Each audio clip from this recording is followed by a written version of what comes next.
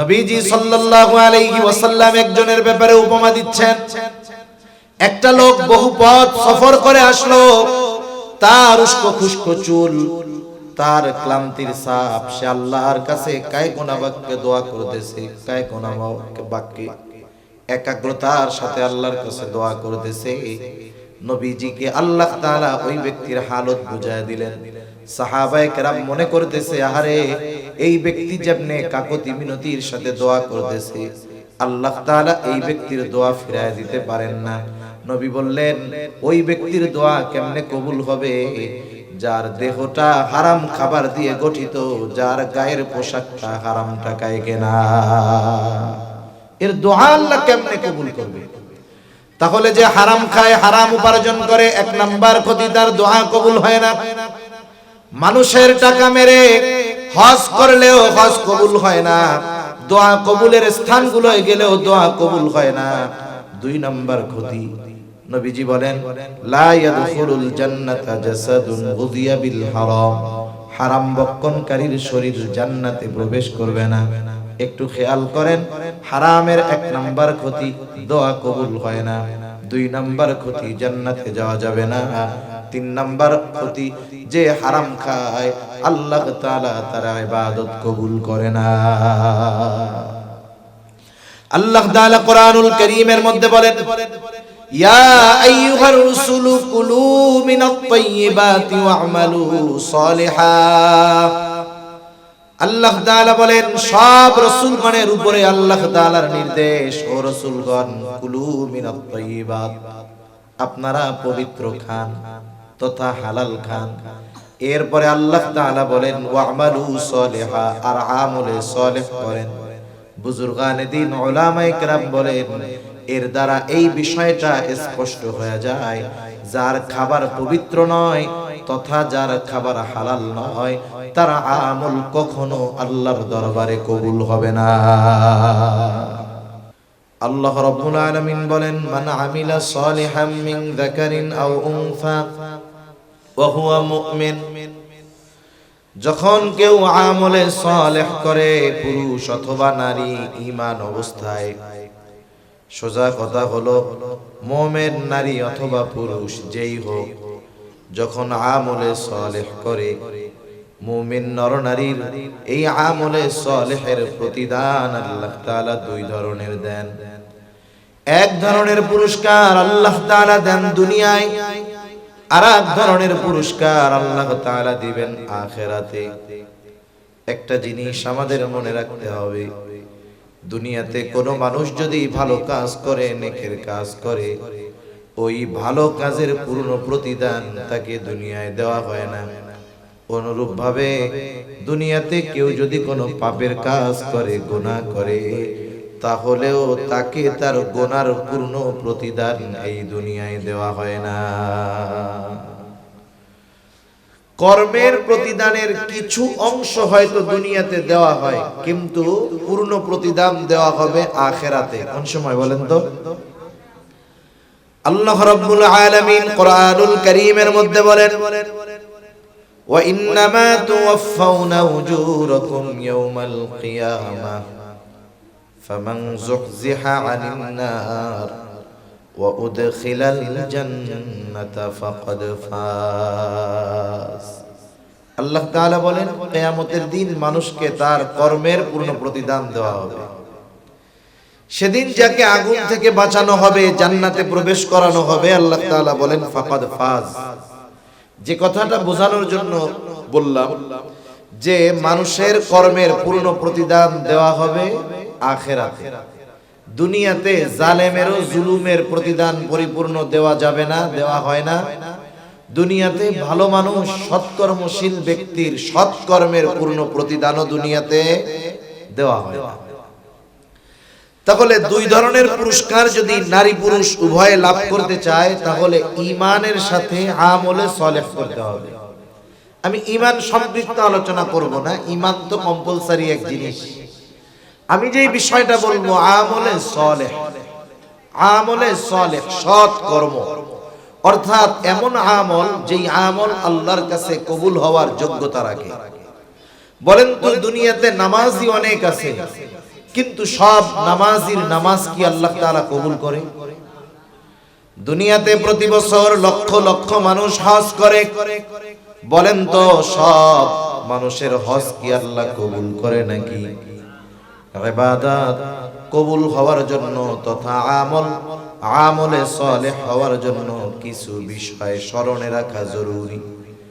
যখন কোনো আমলের সাথে ওই বিষয়গুলো সম্পৃক্ততা পায়, ওই বিষয়গুলোর সম্পর্ক জোড়ায় দেওয়া যায়, আমল ছোট হলেও ওই আমল আল্লাহর দরবারে কবুল হয়ে যায়।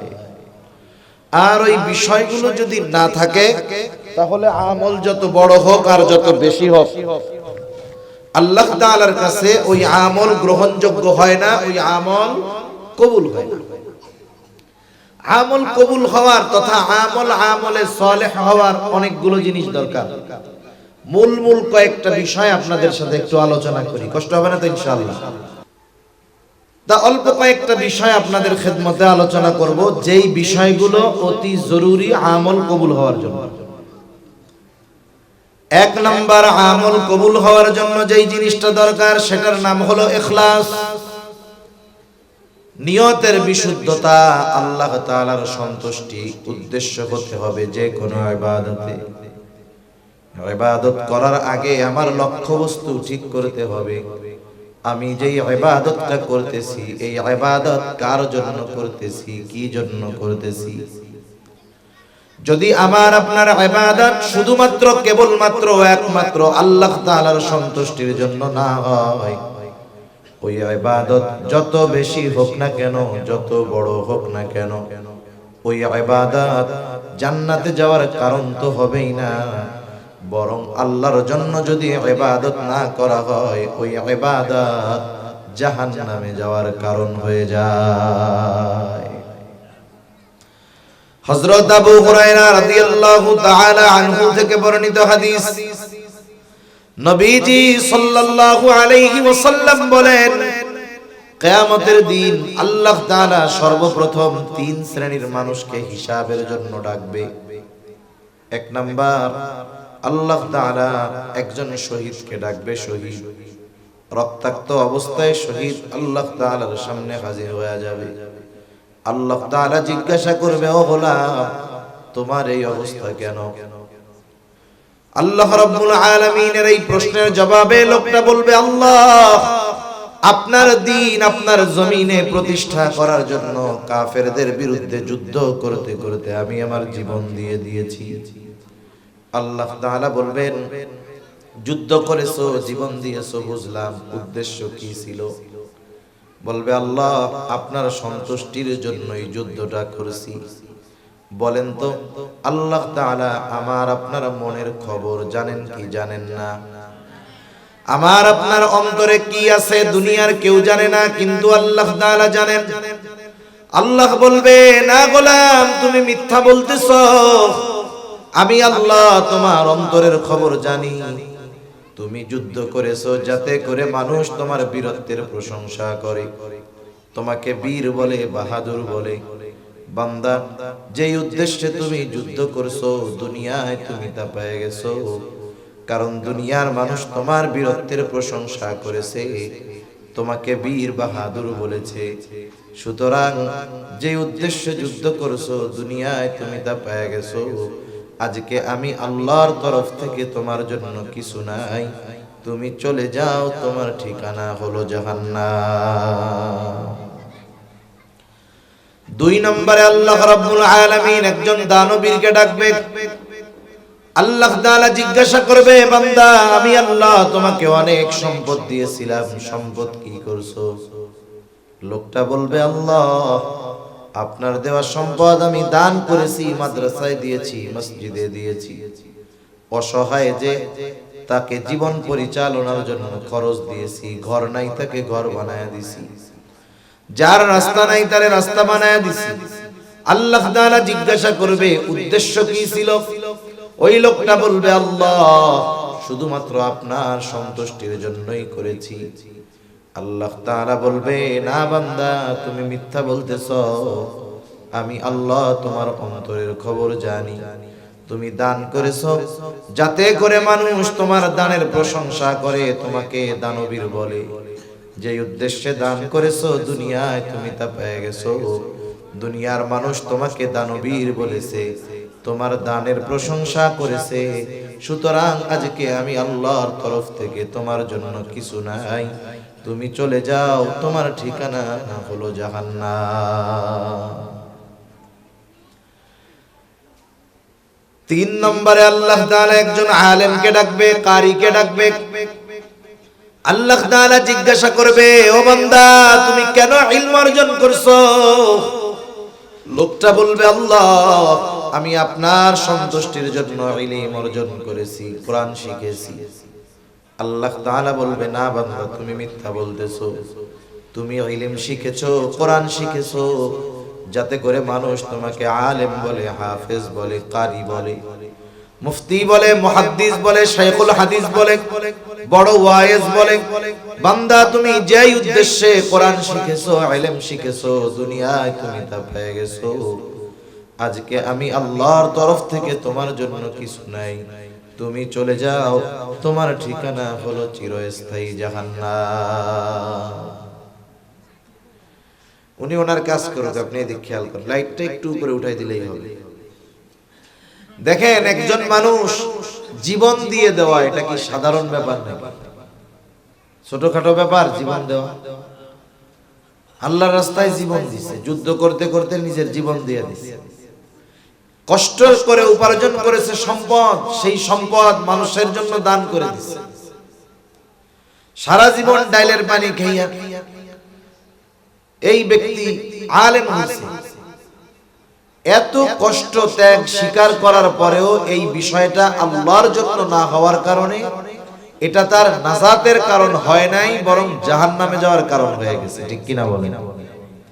তাহলে ইবাদত যত বড় হোক, যত বেশি হোক, আল্লাহর সন্তুষ্টির জন্য যদি না হয়, বলেন তো ওই ইবাদতের কোনো দাম আছে নাকি? ওই ইবাদতের দাম তো নাই, শুধু ভ্যালুলেস তা না, বরং ওই ইবাদত জাহান্নামে যাওয়ার কারণ হয়ে যাচ্ছে।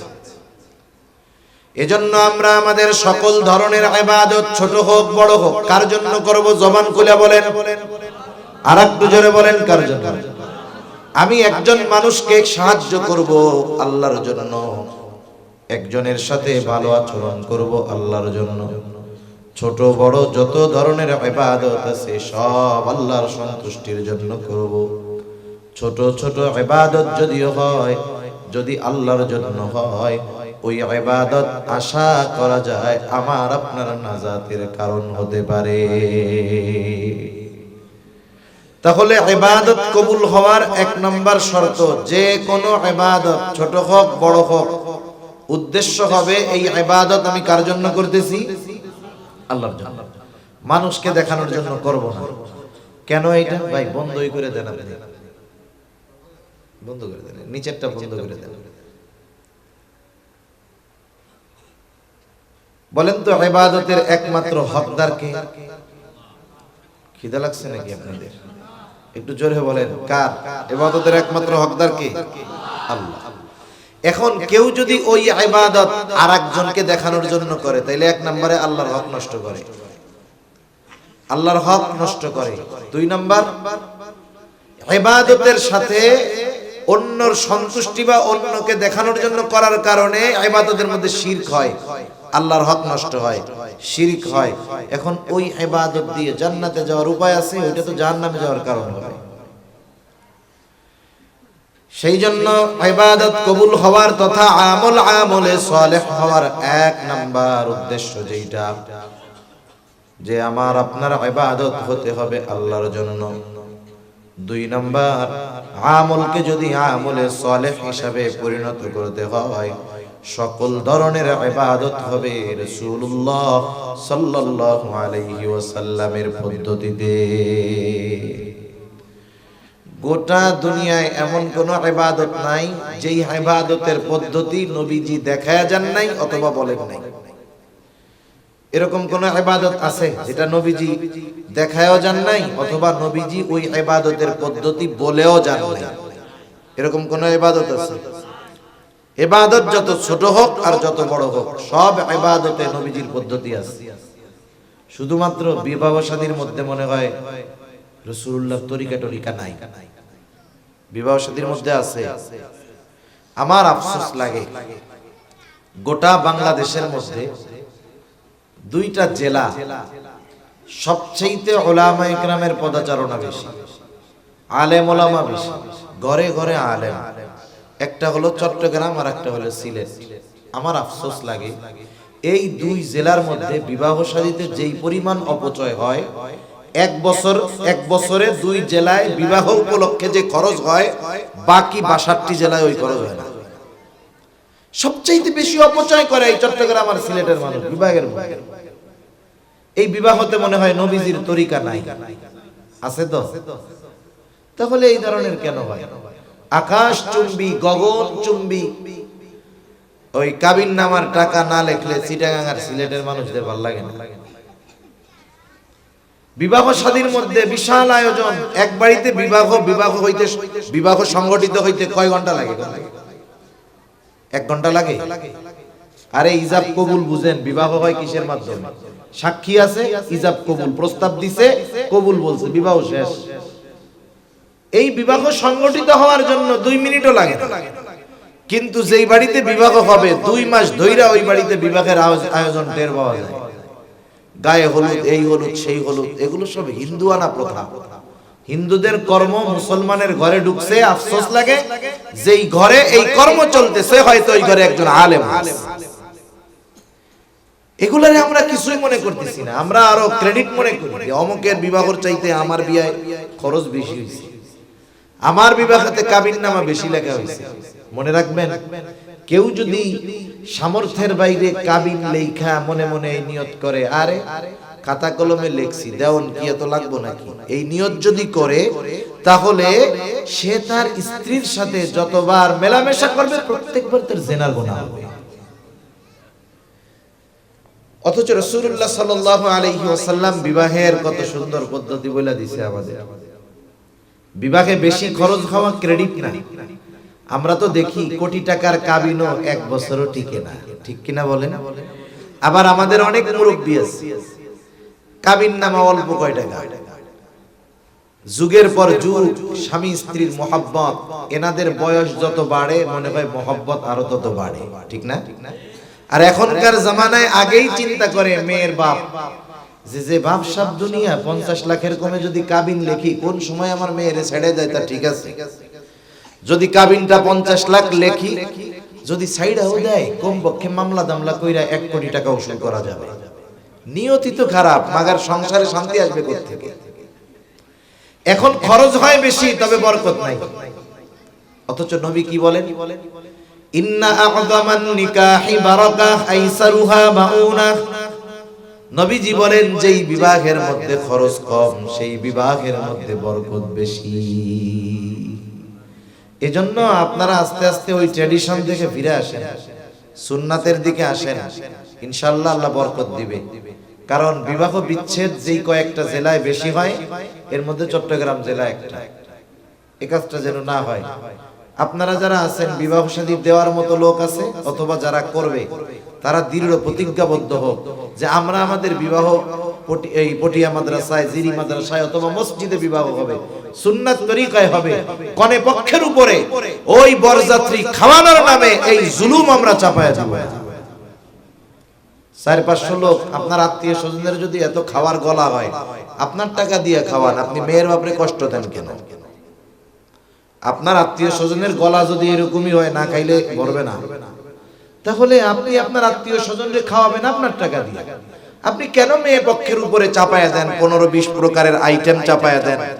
আবার বিবাহ শাদীতে যেই পরিমাণ অপচয় হয়, ইচ্ছা করে অপচয় করে অনেক। তাহলে বলেন তো, এই ধরনের বিবাহের মধ্যে বরকত থাকবে? শান্তি থাকবে? কত রকমের অনইসলামিক কাজ হইতেছে। এজন্য বিবাহ এটাও একটা ইবাদত। নবীজিও বলেন যে আন-নিকাহু মিন সুন্নতি ফামান রাগিবা আন সুন্নতি ফালাইসা মিন্নি। বিবাহ আমার সুন্নাত, যে আমার সুন্নাতকে অস্বীকার করলো সে আমার দলভুক্ত নয়। তাহলে এই বিবাহ নামক এই ইবাদতটাকে আমরা রাসূলের তরিকায় করতে পারবো না ইনশাআল্লাহ? আমরা চেষ্টা করব, হিম্মত করব। আরে ভাই, আপনি হয়তো দ্বীনের উপরে চলার জন্য ছেলেটারে আত্মীয় স্বজন দাওয়াত না দিয়ে সুন্নাত তরিকায় বিবাহ দিবেন। আত্মীয়রা হয়তো আপনার উপরে অসন্তুষ্ট হবে, হয়তো কিছুদিন কথা বলবে না, কিন্তু তারা যদি দ্বীনের উপরে চলার কারণে রাগ হয় হোক, কারণ আমাদের সম্পর্কের ভিত তো এইটা যে আমরা আল্লাহর জন্য ভালোবাসতেও পারি, আল্লাহর জন্য ভাইকে দুশমনও বানাতে পারি, ঠিক কিনা বলেন? এই নীতি উসুলের উপরে যতক্ষণ আমি আপনি না যাব, পরিপূর্ণভাবে দ্বীন মানা সম্ভব না। তাহলে যে কোনো ইবাদত হবে রাসূলুল্লাহ সাল্লাল্লাহু আলাইহি ওয়াসাল্লামের তরিকায়, রাসূলের পদ্ধতিতে।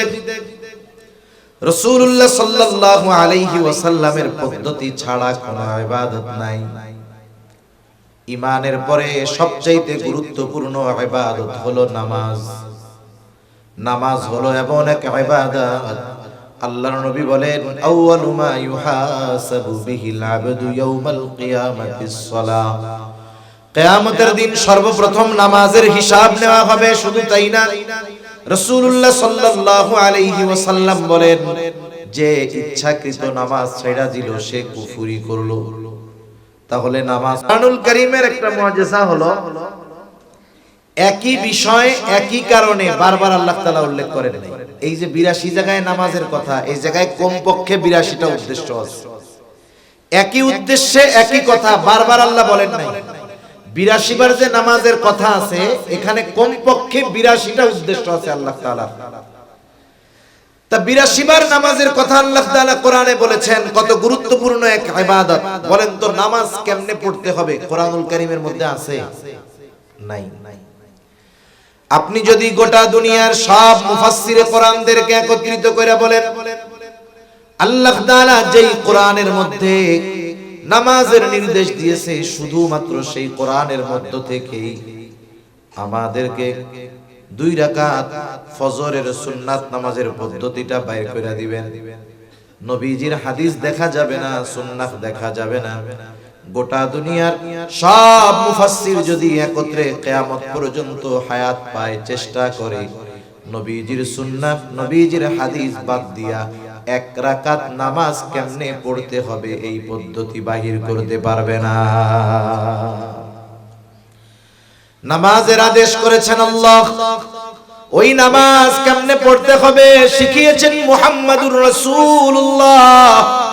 এই জন্য নবীজি সাল্লাল্লাহু আলাইহি ওয়াসাল্লাম জানায় দেন, নামাজ কিভাবে পড়বা, আমাকে যেভাবে নামাজ পড়তে দেখো সেইভাবে নামাজ পড়ো।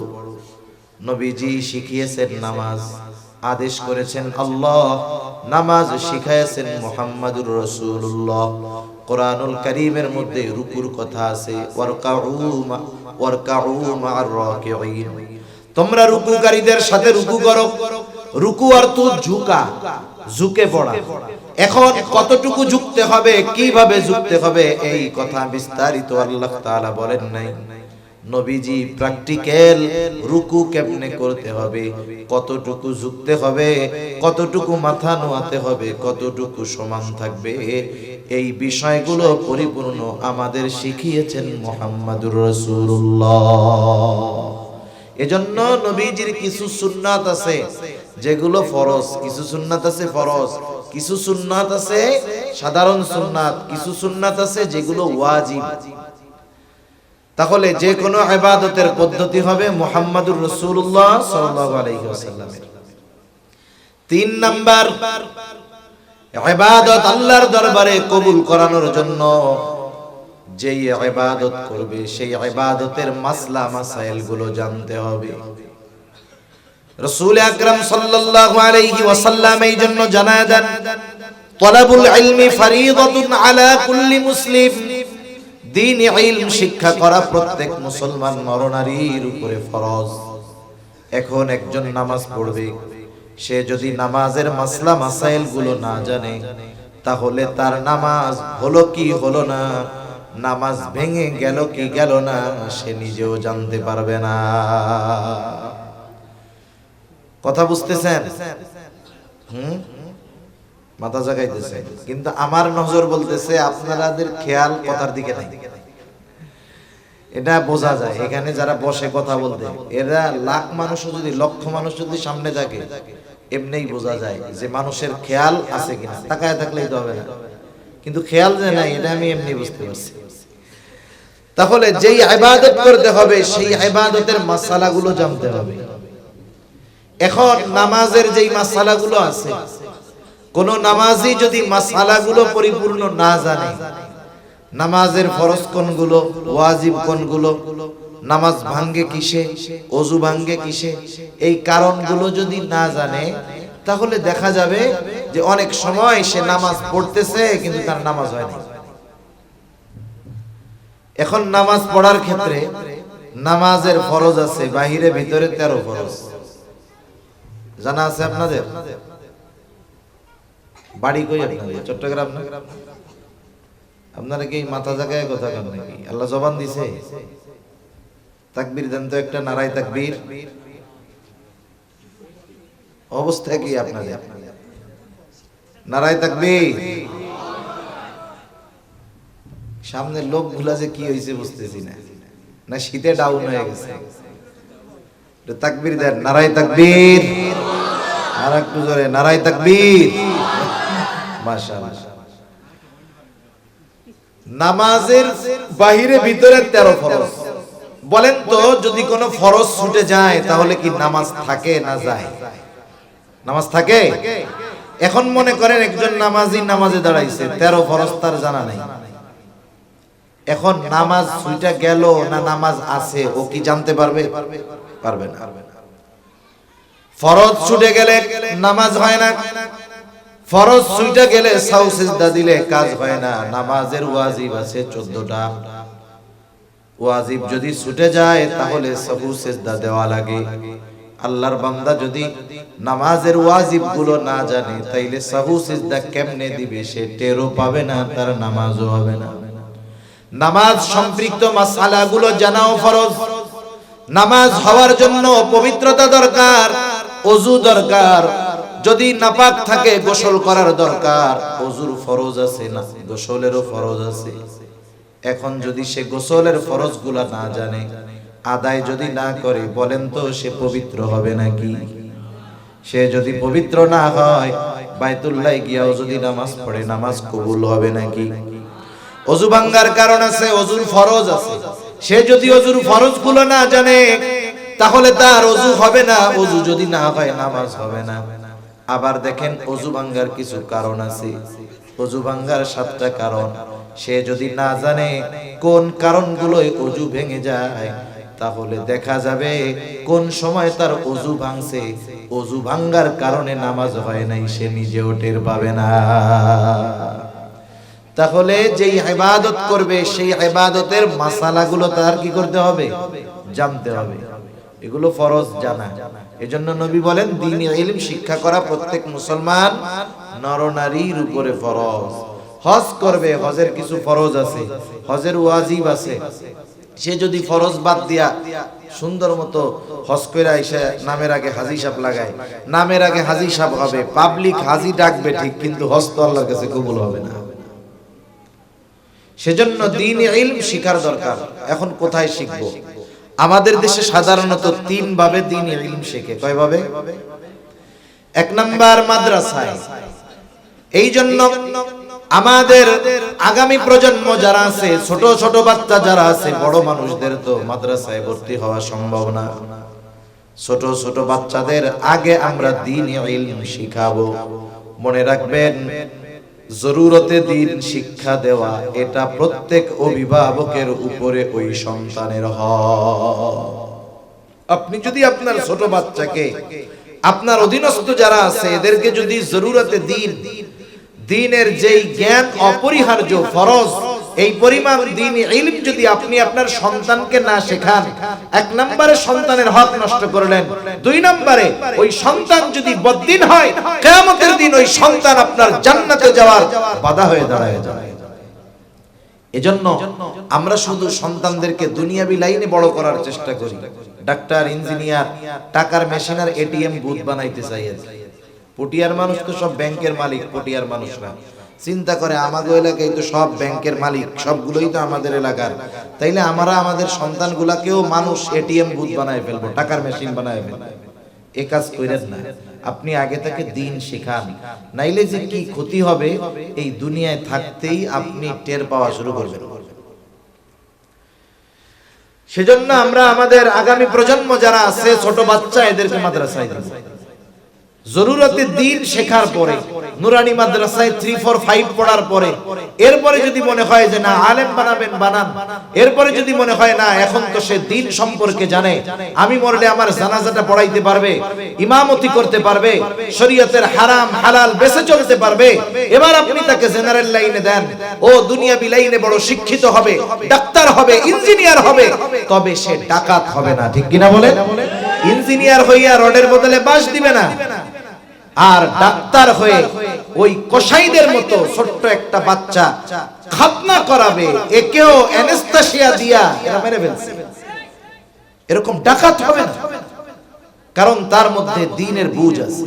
আরবিতে একটা প্রবাদ আছে, কুল্লু শাইইন ইয়ারজিউ ইলা আসলিহি, প্রত্যেকটা জিনিস তার মূলের দিকে ফিরে আসে। দেখেন না, একটা মানুষ যখন শিশুকালে ছোট থাকে একেবারে, সে নিজে কিছু বলতে পারে না, নিজে খাইতে পারে না, বাথরুমে গিয়ে বাথরুম করতে পারে না, নিজে গোসল করতে পারে না। দেখেন একটা সময় যখন সে আস্তে আস্তে বার্ধক্যে উপনীত হয়, ওই শিশুকালের অবস্থা তার আবার ফিরে আসে, বিছানায় প্রস্রাব পায়খানা করে, সে নিজে খাইতে পারে না, খাওয়ায়া দিতে হয়। দেখেন এমন জিনিসটা হলো, ওই বাচ্চাকে যখন দিন শিখাবেন, ও যেখানেই যাক না কেন, যত পাপাচারের মধ্যে যাক না কেন, আশা করা যায় ভিত্তিমূলক দ্বীনি শিক্ষা হওয়ার কারণে ওই বাচ্চা এক সময় দ্বীনের দিকেই ফিরে আসবে ইনশাআল্লাহ। সেজন্য 1 নাম্বার হলো দ্বীন শিক্ষার জায়গা হলো মাদ্রাসা, 2 নাম্বার হক্কানি পীর মাশায়েখের খানকা, এটাও একটা সময় দ্বীন শিক্ষার একটা জায়গা ছিল। 3 নাম্বার হলো দাওয়াত ও তাবলীগ, যারা মুরব্বী হয়ে গেছে, বুড়ো হয়ে গেছে, বয়স হয়ে গেছে, মাদ্রাসায় যাওয়ার সুযোগ নেই, এই মানুষগুলো দাওয়াত ও তাবলীগে মেহনত করে সময় দিয়ে তারা জরুরতে দ্বীন তথা দ্বীনের উপরে চলার জন্য যতটুকু জ্ঞান দরকার উলামায়ে কেরামের সান্নিধ্যে থেকে সেগুলো শিখে আসবে। একটু সময় নিয়ে বের হবে, 1 চিল্লা 2 চিল্লা 3 চিল্লা দিবে, এতে ফায়দা কি হবে? যদি উলামায়ে কেরামের সাথে যায়, তাহলে নিজের যতটুকু প্রয়োজন, নিজের যতটুকু জরুরত, এই লম্বা সময় যেহেতু দুনিয়ার কোনো কাজ নাই, বাড়ির কাজ নাই, ঘরের কাজ নাই, বাজারে যাওয়া লাগে না, দোকানপাটে যাওয়া লাগে না, এই সময়টাতে এই 3-4 মাসের মধ্যে মোটামুটি দ্বীনের উপরে চলার জন্য যা তার দরকার ইনশাআল্লাহ আশা করা যায় সে শিখে আসতে পারবে। এজন্য আপনাদের একটা দাওয়াত দেই, এই যে আগামী মাস 2, 3, 4 উলামায়ে কেরামের তত্ত্বাবধানে বিশ্ব ইজতেমা হবে। আমাদের যাদের সুযোগ আছে, যুবক হোক, তরুণ হোক আর বৃদ্ধ হোক, যাদের সুযোগ আছে, সময় আছে, একটু হিম্মত করে নিয়ত করে বের হয়ে যাবেন যে আমি 1 চিল্লায় যাব, 2 চিল্লায় যাব, 3 চিল্লায় যাব। আপনি যান, আল্লাহর রাস্তায় গেলে এর ফায়দা আপনার বুঝে আসবে, এর উপকার বুঝে আসবে। মনে করেন অনেকে আমরা সময় থাকার পরেও অবহেলা করি, সময় দেই না। বলেন তো আল্লাহ না করুক, যদি আমি অসুস্থ হয়ে যাইতাম, আমার যদি হাত পা ভেঙে যাইতো, আমার তো 6 মাস বিছানায় পড়ে থাকা লাগতো কি লাগতো না? এজন্য অতি জরুরি কাজ যাদের নাই, এখন থেকেই একটু মানসিকভাবে প্রস্তুতি নেন যে আমরা 1 চিল্লা 2 চিল্লা 3 চিল্লা যে যেরকম পারি সময় দিব ইনশাআল্লাহ। দেওয়া যাবে না ইনশাআল্লাহ? আল্লাহ তৌফিক দান করুন। তাহলে যে কথা বলতেছিলাম, আমলে সালেহ হওয়ার জন্য 1 নাম্বার শর্ত হলো ইখলাস, 2 নাম্বার শর্ত হলো সুন্নাত, 3 নাম্বার শর্ত হলো ইলম, তথা যেই আমল করবে সেই আমলের ব্যাপারে পরিপূর্ণ জ্ঞান অর্জন করবে। 4 নাম্বার ইবাদত কবুল হওয়ার অন্যতম শর্ত হলো হালাল খাবার। হালাল খাবার, হালাল খাবার ছাড়া ইবাদত কবুল হয় না। আল্লাহ রাব্বুল আলামিন হালাল খাবারের ব্যাপারে কতটা গুরুত্ব দিয়েছেন। হালাল খাবার যেমন জরুরি, সাথে সাথে হালাল উপার্জনটাও জরুরি।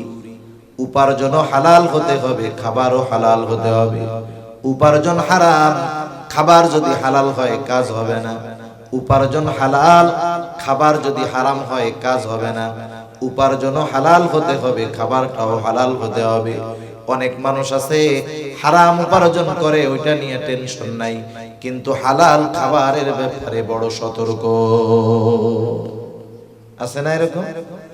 হালাল উপার্জনের ব্যাপারে কোনো টেনশন নাই, অথচ কেউ যদি হালাল উপার্জনের নিয়তে, হালাল খাবারের নিয়তে, হালাল উপার্জনের নিয়তে কেউ যদি বের হয়, কোনো কাজ করে, নিয়ত যে আমি এই কর্মের দ্বারা হালাল উপার্জন করব, তাহলে ওই উপার্জনটাও, ওই কর্মটাও ইবাদত হিসাবে তার আমলনামায় যোগ হবে। সুবহানাল্লাহ। হালাল উপার্জনের জন্য আল্লাহ বের হইতে বলেছে। আল্লাহ তাআলা বলেন, فَإِذَا قُضِيَتِ الصَّلَاةُ فَانتَشِرُوا فِي الْأَرْضِ وَابْتَغُوا مِن فَضْلِ اللَّهِ। আল্লাহ রাব্বুল আলামিন বলেন, ফাইদা কুদিয়াতিস সালাহ ফান্তাশিরু ফিল আরদ, তোমরা নামাজ শেষ করার পরে জমিনের মধ্যে ছড়ায় পড়ো। কি করবা জমিনে ছড়ায়া? ওয়াবতাগু মিন ফাদলিল্লাহ, আল্লাহর দেওয়া অনুগ্রহ থেকে অনুগ্রহ অন্বেষণ করো। বলেন তো, আল্লাহর অনুগ্রহ হালালের মধ্যে নাকি হারামের মধ্যে? হালালের মধ্যেই আছে আল্লাহর অনুগ্রহ। এখানে উদ্দেশ্য হলো নামাজের পরে তোমরা হালাল উপার্জনের জন্য জমিনের মধ্যে ছড়ায় পড়ো, আর ওইখান থেকেই উপার্জন করো যেই জায়গায় আল্লাহ তাআলার অনুগ্রহ আছে। হারামের মধ্যে আল্লাহর অনুগ্রহ নেই, হালালের মধ্যে আল্লাহর অনুগ্রহ, হারামের মধ্যে আল্লাহর অনুগ্রহ নেই। এজন্য কেউ যদি হালাল উপার্জনের নিয়তে বের হয়, তারটা ইবাদত। নবীজি বলেন, কাসবুল হালালি ফরিদাতুন বাদাল ফরিদা, ফরজ ইবাদতের পরে অন্যতম ফরজ ইবাদত, অন্যতম ফরজ ইবাদত হলো হালাল উপার্জন করা। কিন্তু আফসোস, আজকে হালাল উপার্জনের চিন্তা আমাদের মধ্যে নাই। আমরা চিন্তা করি যেই পাশ দিয়ে যা আসে কামাই নিতে পারি যত। আজকে হারাম উপার্জনটাকে আমরা সাধারণ মনে করি। অনেকে যাদের সুযোগ আছে ঘুষ খাওয়ার সুযোগ, মাথায় টুপি মুখে দাড়ি নামাজ পড়া হিসাবে ঘুষ খায়, আবার ঘুষ রে নাম বদলায়া খায়। আছে না নাই? ঘুষের কত নাম আছে জানেন? ঘুষের এক নাম হলো স্পিড মানি, মানে যেই টাকা দিলে কাম তাড়াতাড়ি হয়। ঘুষের আর এক নাম হলো চা খাওয়ার পয়সা। চা খাইতে কয় টাকা লাগে? এক কাপ চার দাম 10 টাকা, ভালো হোটেলে খাইলে নিলে 50 টাকা। কিন্তু ওরা যে কোন কাপে আর কি চা খায় আল্লাহই জানে। যেটা কম খায় ওইটারে বলে এক কাপ চার দাম 1000 টাকা। কয় চা পানির কিছু টাকা দিলেন না? বিভিন্ন জায়গায় মানুষের সাহায্যের জন্য বিভিন্ন জায়গায় সরকার কিছু লোকরে নিয়োগ দিয়ে রাখছে, আমার আপনার উপকারের জন্য, কাজ করার জন্য। মনে করেন ইউনিয়ন পরিষদে আছে, ভূমি অফিসে আছে, প্রত্যেক জায়গায় আছে না লোক নিয়োগ দেওয়া। সরকার তাকে মাস শেষে বেতন দেয় না? এই বেতনটা দেয় কোথা থেকে? জনগণের ট্যাক্স থেকেই তাকে দেওয়া হয়। তার মানে আমি আপনি ওই সমস্ত অফিসে গিয়ে তারা যে আমাদের উপকার করে তা না, বরং আমাদের উপকার করার কারণে আমরা তাদেরকে টাকা দেই, ফিস দেই। টাকাটা সরাসরি তার হাতে যায় না, গভর্নমেন্টের মাধ্যমে তার কাছে যায়। কিন্তু আফসোস, ওইসব চেয়ারে যারা বসছিল পাবলিকের খেদমত করার লাগি, পাবলিকের খেদমত করার জন্য, কিন্তু উল্টা পাবলিকের যাইয়ে তাগো খেদমত করা লাগে। আপনি যদি বলেন আমার এই কাগজটা দরকার, দেখবেন ও 3 ঘন্টায় খুঁজে পায় নাই। টেবিলের তল দিয়ে একখান ধরাই দিবেন, দেখবেন 3 মিনিটও লাগবে না, বের হয়ে চলে আসছে। এটা এক ধরনের জুলুম। ঘুষ তো আছে, হক নষ্ট জুলুম। সেজন্য এই ধরনের কাজ কাম করা যাবে না। চা খাওয়ার নামে ঘুষ নেওয়া যাবে না। আবার যদি কেউ ইচ্ছা কইরা ঘুষ প্রদান করে, সেও অপরাধী। আর রাশি ওয়াল মুরতাশি ওয়ার রায়শ, ঘুষ দাতা, ঘুষ গ্রহীতা আর মধ্যস্থতাকারী উভয়ে সমান অপরাধী। আমাদেরও অভ্যাস খারাপ, আমরা গিয়া বলি ভাই কাজটা করে দেন, চা পানের টাকা দিব না। আরে ওইটা তো কাজটা করাই তোর দায়িত্ব। আপনি আগে গিয়ে কেন চা পানের কথা বলেন? তার মানে আপনিও অপরাধী, ও অপরাধী। আবার যদি কেউ মধ্য থেকে মধ্যস্থতা করে দেয়, ও সমান অপরাধী। এজন্য সাবধান, এই ধরনের খারাপ কাজের মধ্যে আমরা যাব না। এগুলো খুব খারাপ কাজ। উপার্জনটা করতে হবে হালাল। মানুষ উপার্জন যা হোক এটার দিকে নজর দেয় না, খাবার হালাল কিনা এটার দিকে খুব দেখে। মনে করেন একজন লোক এরকম স্পিড মানি দিয়ে পকেট ভরে ফেলছে, স্পিড মানি মানে ঘুষের টাকা তার পকেটে ভরা। এখন বাজারে আসছে, নামাজ কালামও আবার পড়ে। মাঝে মধ্যে আমরা যে অনলাইনে দেখি যে ভাইরাল হয়েছে, নামাজি ব্যক্তি টুপি মাথায় দিয়ে খাইতেছে ঘুষ টুস। এখন ও যদি ঘুষ খায়, বলেন তো এটা তো নিঃসন্দেহে হারাম, তাই না? নিঃসন্দেহে হারাম না, নাকি সন্দেহ আছে আবার আপনাদের? ঘুষ যে হারাম কোনো সন্দেহ আছে? এখন একজন যদি হারাম রে হারাম মনে করে খায়, বড় গুনাহ হইল ঠিক, কিন্তু বেঈমান হইল না। কিন্তু ওই বেটা যদি এই ঘুষটাকে নিজের জন্য বৈধ মনে করে খায়, ও যে বেঈমান কোনো সন্দেহ নাই। এদেশের অনেক মানুষ আছে এই ঘুষটাকে তারা বৈধ মনে করেই খায়।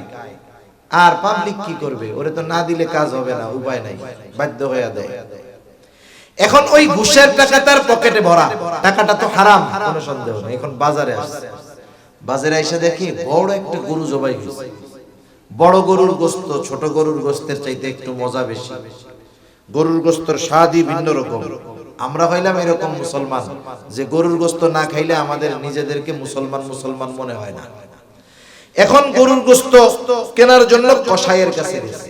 আপনারা হয়তো জানেন, কসাই যত বড় গরু হোক, ওদের সিস্টেম আছে, 2-3 জনে মিলে ওই বড় গরুরে জবাই দিয়ে ফেলে। আর কোরবানির সময় এক গরু আমরা 15 জন ধরি, এরপরে অর্ধেক জবাই দেওয়ার পরে ওই গরু লাফ দিয়ে উঠে যায় আমাদের হাত থেকে। আমাদের কৌশল জানা নাই। এখন ওই লোক ওয়াজের মধ্যে শুনছে যে হালাল প্রাণীর গোশত যদি ইচ্ছা কইরা যদি কোনো হালাল প্রাণী জবাই দেওয়ার সময় আল্লাহর নাম বাদ দেওয়া হয় ইচ্ছা কইরা, তাহলে ওই হালাল প্রাণীর গোশত আর হালাল থাকে না। এখন কসাইরে গিয়ে জিজ্ঞাসা করতেছে, এই নামাজ কালাম তো পড়ো না, উল্টা পাল্টা তো কইরা বেড়াও, এই যে গরু যখন জবাই দিছিলা বিসমিল্লাহ কইছিলা, আল্লাহর নাম কি বলছিলা? কসাইও তো চালাক কম না, বলে চাচা এই মাসালা আমি খুব ভালো জানি, আমি জানি যদি ইচ্ছা কইরা বিসমিল্লাহ বাদ দেই তাইলে গরুর গোশত হারাম হয়ে যাবে।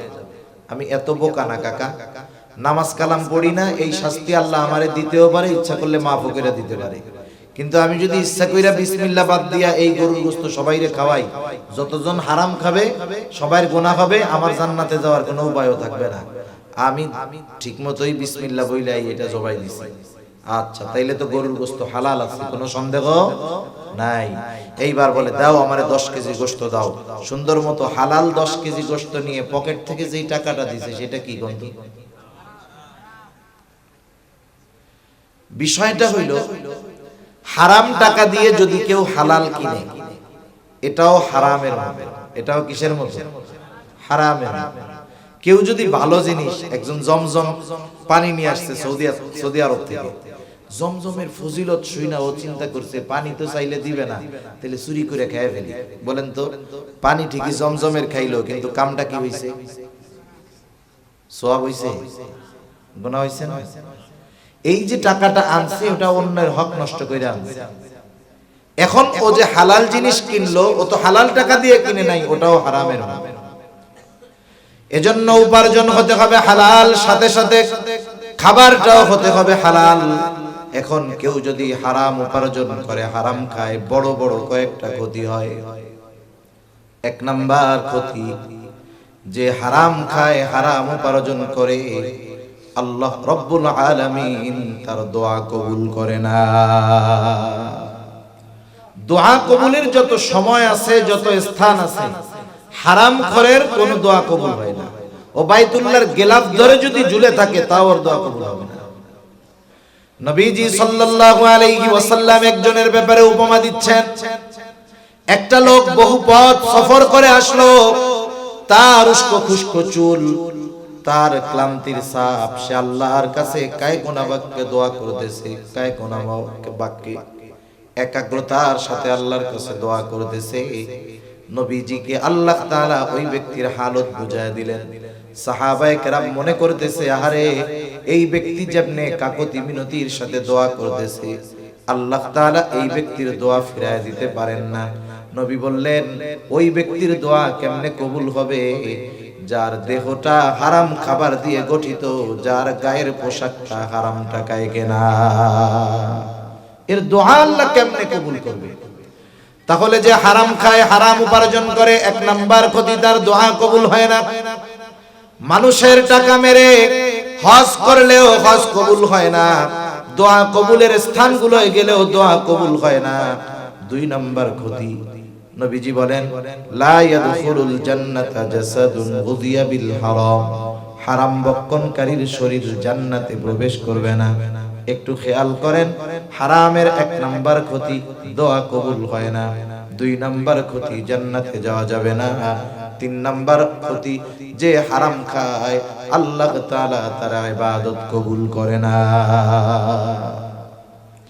আল্লাহ তাআলা কোরআনুল কারীমের মধ্যে বলেন ইয়া আইয়ুহার রাসূলু কুলু মিনাত তাইয়্যিবাতি ওয়া'মালু সালিহান।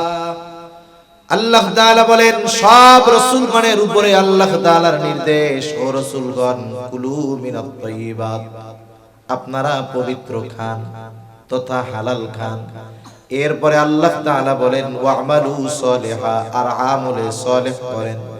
বুজুর্গানে দ্বীন উলামায়ে কেরাম বলেন এর দ্বারা এই বিষয়টা স্পষ্ট হয়ে যায়, যার খাবার পবিত্র নয় তথা যার খাবার হালাল নয় তার আমল কখনো আল্লাহর দরবারে কবুল হবে না।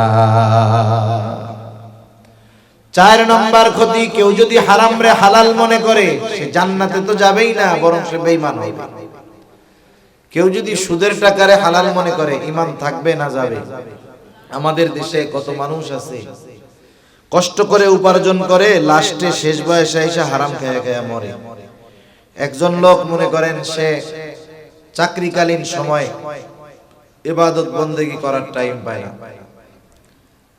ঘুষ টুসও খায় না, যতটুকু তার বেতন ততটুকু দিয়ে কষ্টে মষ্টে সংসার পরিচালনা করে।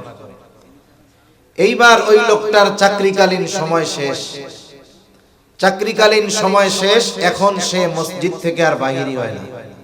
আগে মসজিদে ঢুকতে পারতো না, এখন মসজিদ থেকে কি হয় না, বাহির হয়।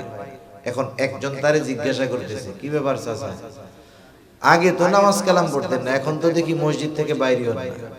কয় আগে তো উপার্জনের টেনশনে পরিবার চালাবো কেমনে এই চিন্তায় নামাজ পড়ার টাইম পাইতাম না। তা কি বলেন, আগে তো চাকরি ছিল এখন তো চাকরি নাই। বলে আলহামদুলিল্লাহ আগের চেয়ে আরো ভালো আছে। কেমনে ভালো আছে? বলেন চাকরি শেষ হয়েছে 80 লাখ টাকা পাইছি। কত পাইছি? 80 লাখ টাকা পাইছি। এই 80 লক্ষ টাকা একসাথে ব্যাংকের মধ্যে ফিক্সড ডিপোজিট করে জমায় রাখছে। এখন মাসে মাসে 50,000-এর উপরে ওই জায়গা থেকে পাই, আলহামদুলিল্লাহ ভালো চলতেছে। এখন কত এই যে ফিক্সড ডিপোজিটে রাখা মাসে মাসে যে টাকায় ডিম পাড়ে আর খায়, এই টাকা হালাল না হারাম? সুস্পষ্ট সুদের টাকা খাইতেছে, সুদের টাকা বলতেছে আলহামদুলিল্লাহ। কেউ মনে করেন মদ খাবে, মদ খাওয়া হারাম। কেউ যদি মদ খায় সে বেঈমান হবে না, কিন্তু বড় এক গুনাহ করলো। কিন্তু কেউ যদি একটু ঠাট্টা মস্কারি করতে যায়, কয় বিসমিল্লাহ কয়ে মদ খায়, ও সাথে সাথে বেঈমান হয়ে যাবে, কোনো সন্দেহ নাই। খাইতেছে সুদের টাকা, বলে আলহামদুলিল্লাহ। এই যে ওইটাকে হালাল মনে করতেছে, বৈধ মনে করতেছে, হারামকে হালাল মনে করার কারণে সে ঈমান হারা হয়ে যাইতেছে। ঠিক কিনা বলেন? এজন্য আমরা যেই বিষয়গুলো আলোচনা করতেছিলাম, আল্লাহ তাআলা বললেন ইমানদার নারী হোক আর পুরুষ হোক, সে যদি আমলে সালেহ করে, কয় ধরনের পুরস্কার জোরে বলেন? ইমানদার নারী হোক আর পুরুষ হোক, আমলটা যদি আল্লাহর দরবারে কবুল হতে হয় কিছু শর্ত আছে। 1 নাম্বার অন্যতম শর্ত হলো ইবাদতটা হবে আল্লাহর সন্তুষ্টির জন্য। 2 নাম্বার ইবাদতটা হবে রাসূলুল্লাহ সাল্লাল্লাহু আলাইহি ওয়াসাল্লামের পদ্ধতিতে। 3 নাম্বার ওই ইবাদত, সে যেই ইবাদত করবে সেই ইবাদতের সকল মাসলা মাসাইল জানা থাকতে হবে। 4 নাম্বার তার উপার্জন এবং খাবার উভয়টাই হালাল হতে হবে। এই বিষয়গুলো ঠিক থাকার পরে যখন মুমিন কোন ইবাদত করবে, ওই ইবাদত যত ছোট হোক না কেন, তার ওই ইবাদত যিনি কবুল করবেন তিনি কে? ইবাদত যদি কবুল হয় 2 ধরনের পুরস্কার আমি শেষ করে দিব। 2 ধরনের পুরস্কার। 1 নাম্বার আল্লাহ তাআলা বলেন ফালানুহইয়ান্নাহু হায়াতান তাইয়্যিবা। 1 নাম্বার হলো ওই মুমিন নারী অথবা পুরুষকে দুনিয়ায় পবিত্র জিন্দেগি দান করা হবে, পবিত্র হায়াত তাকে দেওয়া হবে। ফালানুহইয়ান্নাহু হায়াতান তাইয়্যিবা, তাকে হায়াতে তাইয়্যিবা দেওয়া হবে। আমরা অনেক সময় দোয়া করি না, আল্লাহ আপনি আমাদের হায়াতে তাইয়্যিবা দেন, অমুককে হায়াতে তাইয়্যিবা দেন। হায়াতে তাইয়্যিবা মানে কি? মুফাসসিরিনে কেরাম যে কয়েকটা অর্থ করেন, এর সমষ্টিগত অর্থটা এরকম আসে যে সচ্ছলতার সাথে অমুখাপেক্ষী ইবাদত গুজার, ইবাদত করার সাথে তার গোটা হায়াত অতিবাহিত হবে। তার মানে সে দুনিয়ার জগতে ইবাদতের মজা পাবে, দুনিয়ার জগতে অমুখাপেক্ষী থাকবে। আল্লাহ তাআলা তাকে হালাল ভাবে সুখ, স্বাচ্ছন্দ্য, শান্তি প্রদান করবে। এ দুনিয়াতে তার যতটুকু প্রয়োজন ওইটুকুর ব্যবস্থা আল্লাহ তাআলা করবে। সুবহানাল্লাহ। এখন বলেন, আমার যদি কারো কাছে হাত পাতা না লাগে, দুনিয়ায় যতটুকু প্রয়োজন ততটুকুর ব্যবস্থা যদি হয়ে যায়, ইবাদতে যদি আমি মজা পাই, গুনার থেকে যদি বাঁচতে পারি, তাইলে এর মতো সুন্দর হায়াত, এর মতো সুন্দর জীবন অতিবাহিত করা আর কিছু কি হইতে পারে? আল্লাহ তাআলা বলেন, হায়াতে তাইয়্যিবা, উত্তম জিন্দেগি আমি তাকে দান করব। এক ধরনের পুরস্কার। দ্বিতীয় ধরনের পুরস্কার আল্লাহ তাআলা দিবেন আখিরাতে। আমি শুরুতেই বলেছি, আল্লাহ তাআলা দুনিয়াতে কোন সৎকর্মশীলের সৎকর্মের পূর্ণ প্রতিদান আল্লাহ দুনিয়াতে দেন না, সাম্যক দেন, কিন্তু মূল প্রতিদান দিবেন আখিরাতে। এরপরে আল্লাহ তাআলা বলেন, কি দিব তাকে? ওয়ালা নাজজিয়ান্নাহুম আজরাহুম বিআহসানি মা কানু ইয়ামালুন। অনেক গুণ বেশি উত্তম প্রতিদান আমি আল্লাহ তাআলা তাকে দিব। সুবহানাল্লাহ। তাহলে আমরা যেই ইবাদত করি দুনিয়ায়, ওই ইবাদতের চাইতে বহুগুণ বেশি উত্তম প্রতিদান আল্লাহ তাআলা আমাদেরকে আখিরাতে দিবেন।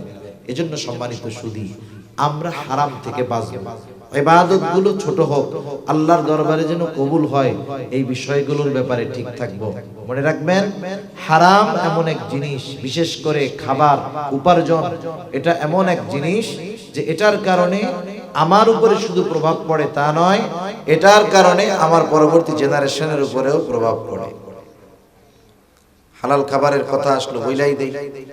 আপনারা যারা সোশ্যাল মিডিয়ায় ফেসবুক টেসবুক আছে, দেখবেন কয়দিন ধরে একটা ছবি আমরা দেখতেছি যে একটা পেজ থেকে এরকম ছাড়ছে যে এই মাসে মোল্লাগো 20 কেজি গরুর মূত্র, গোমূত্র আর গোবর খাওয়াইছি।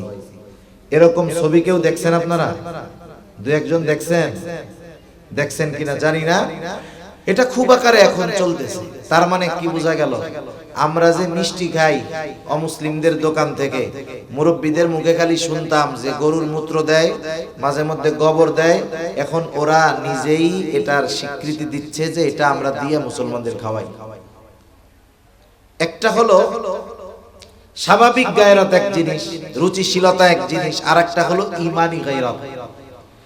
অমুসলিম হিন্দুদের দোকান থেকে মিষ্টি কেনা খাওয়া জায়েজ আছে, এটা হলো সাধারণ মাসালা। কিন্তু আপনি যদি জানেন বা নিশ্চিত হন যে ওই খাবারের সাথে আপনাকে আমাকে নাপাক মিশায় খাওয়ানো হয়, তখন কি খাওয়া যাবে?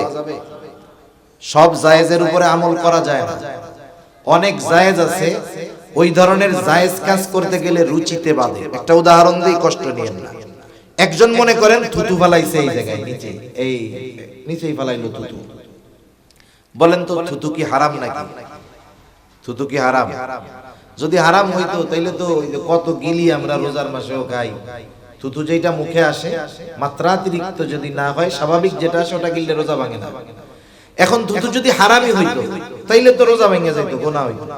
এখন থুতু একজন নিচে ফেলছে, এখন কেউ যদি ওই থুতু আবার জিহ্বা দিয়া চাইটা খাইয়া উঠায়, এটা হারাম হবে না, ওটা তো জায়েজ আছে।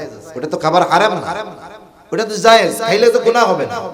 কিন্তু বলেন তো, এই জায়েজ কাজ যদি আপনারে আমারে 1000 টাকা দিয়া বলে, হুজুর আসছেন ঢাকা থেকে এত কষ্ট করে, এক কাজ করেন, এই জায়গায় আপনার থুতু ফালান, আবার একটু জিহ্বা দিয়ে চাইটা খান, আপনারে 2000 টাকা হাদিয়া দিব না।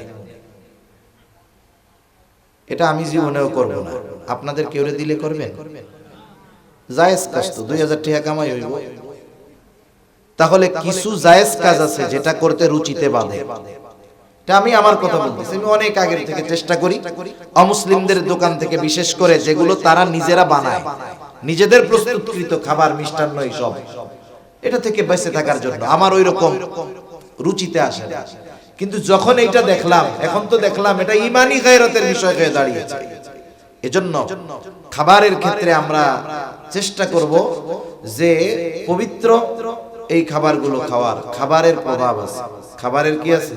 প্রভাব আছে। আমার আলোচনা শেষ, দুই একটা কথা বলতেছি। দেখেন, ইসলামী শরীয়তে অনেক ধরনের প্রাণী, অনেক ধরনের খাবার আমাদেরকে খাইতে নিষেধ করা হয়েছে। একটা উদাহরণ দিই, আমরা খাই গরু। বলেন তো, গরু তৃণভোজী পশু। গরু তৃণভোজী পশু, ওই শাক সবজি লতা পাতা খড় এগুলো খায়। ইসলামী শরীয়তে শুয়োরকে হারাম করা হয়েছে। আপনারা কি শুকর দেখছেন? শুকর খুব ভালো জায়গা থাকে না? ও খায় কি দেখছেন? কি করে? ও যেই জায়গা দিয়ে যায় 3 কিলোমিটার দূরে, কি গন্ধ! অবস্থাটা ও নোংরা থাকে, অপরিষ্কার থাকে, অপরিচ্ছন্ন থাকে। এটা হলো স্বাভাবিক যুক্তির কথা। এই যে এই ধরনের প্রাণীগুলো, ওরা যা খায়, ওরা যেভাবে চলে, ওইগুলো খাওয়া মানুষের রুচিতেই এমনি মানা করে। ধুর, ওগুলো কি খাওয়া যায় নাকি? কি অবস্থা! কিন্তু ইসলাম তো আগের থেকেই হারাম করছে। সাথে সাথে চিকিৎসা বিজ্ঞান বলে, যারা শুকরের গোশত খায়, এর দ্বারা শুকরের গোশতের মাধ্যমে এক ধরনের কৃমি আছে, কৃমি, ওগুলো দেহের মধ্যে উৎপন্ন হয় এবং ওইটা থেকে মানুষের বড় বড় রোগ হইতে পারে, ক্যান্সার হতে পারে, মৃত্যুর কারণ হতে পারে। এজন্য ইসলাম খানা দানার ব্যাপারেও, খাবারের ব্যাপারেও যথেষ্ট সতর্কতা অবলম্বন করছে। ইসলাম কোনো জিনিস কাঁচা খাইতে বলে নাই, রান্না করে সিদ্ধ করে খাইতে বলছে। কত সুন্দর সিস্টেম! এজন্য খাবারের প্রভাব মানুষের উপরে পড়ে। এটা খাবারের হোক আর উপার্জনের হোক। যেমন যারা হারাম উপার্জন করে, দেখবেন হারাম উপার্জন করে, সুদ খায়, ঘুষ খায়। যারা সুদ ঘুষ খেয়ে অভ্যস্ত, দেখবেন তাদের হৃদয় কঠোর হয়ে যায়। মানুষ বিপদে পড়লেও সুদখোর ঘুষখোর মানুষকে সাহায্য করে না, ওরা শুধু অর্থ চিনে। এই জন্য উপার্জন হারাম হলেও ওর একটা প্রভাব পড়ে, খাবার হারাম হলেও ওর একটা প্রভাব পড়ে। উপার্জন হালাল যারা করে, কষ্ট হলেও দেখবেন তাদের এই হালাল খাবারের একটা প্রভাব আছে। আবার খাবার যারা হালাল খায়, খাবার যত নরমাল হোক, এই খাবারেরও একটা প্রভাব আছে। ঠিক কিনা বলেন? যারা আবেদ, হালাল খায়, তারা ইবাদতের মজা পায়। হালাল খাবারের প্রভাব তার চেহারার মধ্যে পাওয়া যায়। আর যেগুলো হারাম খায়, হারাম উপার্জন করে, ওর গায়ের চামড়া যত সাদা হোক না কেন, ওর চেহারার মধ্যে ওই যে একটা কর্কশতা, হারামের যে একটা প্রভাব, এটা তার চেহারার মধ্যে বিস্তার লাভ করে। সেজন্য আমরা আমাদের আমলগুলোকে আমলে সলেহ হিসাবে পরিণত করার জন্য যে কাজগুলো করার দরকার আমরা করব তো ইনশাআল্লাহ। সর্বোপরি কথা, হারাম খাবো না, হারাম উপার্জন করব না, অন্যরটা মেরে খাবো না। তাহলে কিয়ামতের দিন আল্লাহ তাআলার কাছে ধরা পড়তে হবে। আল্লাহ সুবহানাহু ওয়া তাআলা আমাদের সকলের ছোট বড় আমলগুলোকে আমলে সলেহ হিসাবে আল্লাহ তাআলার কাছে কবুল হওয়ার জন্য যেই যোগ্যতাগুলো অর্জন করার দরকার, আল্লাহ সুবহানাহু ওয়া তাআলা সেই যোগ্যতাগুলো আমাদের